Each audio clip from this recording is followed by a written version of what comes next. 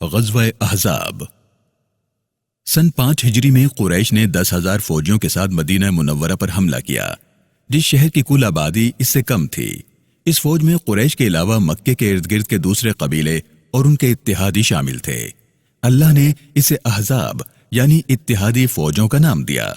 اس موقع پر حضرت سلمان فارسی رضی اللہ تعالیٰ عنہ نے رسول اللہ صلی اللہ علیہ وسلم کو اپنے دفاع کے لیے مدینہ منورہ کے گرد خندق کھودنے کا مشورہ دیا، جسے رسول اللہ صلی اللہ علیہ وسلم نے پسند فرمایا۔ اس مقصد سے مدینہ منورہ کی ایک طرف 4 کلومیٹر لمبی خندق کھودی گئی۔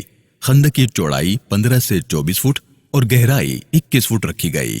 خندق کھودنے میں 15 دن کا وقت لگا۔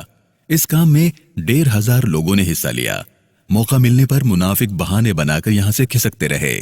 خندق کھودنے کی نسبت سے اس جنگ کو جنگ خندق بھی کہتے ہیں۔ شدید سردی کے موسم میں مسلمان 1 مہینہ اس جنگ میں مصروف رہے۔ یہودیوں نے مسلمانوں کے ساتھ ایک دوسرے کی حفاظت کرنے کے معاہدے کے باوجود قریش سے ساز باز کی اور شہر کے اندر سے مسلمانوں پر حملہ کرنے کا وعدہ کیا۔ اس جنگ میں مدینہ منورہ کے اندر رہنے والے یہودیوں سے بدعہدی کا خطرہ بہت زیادہ تھا، جس نے یہ جنگ مزید مشکل بنا دی۔ قرآن کریم کی 33ویں سورہ یعنی سورہ احزاب کا نام اسی جنگ کی وجہ سے ہے۔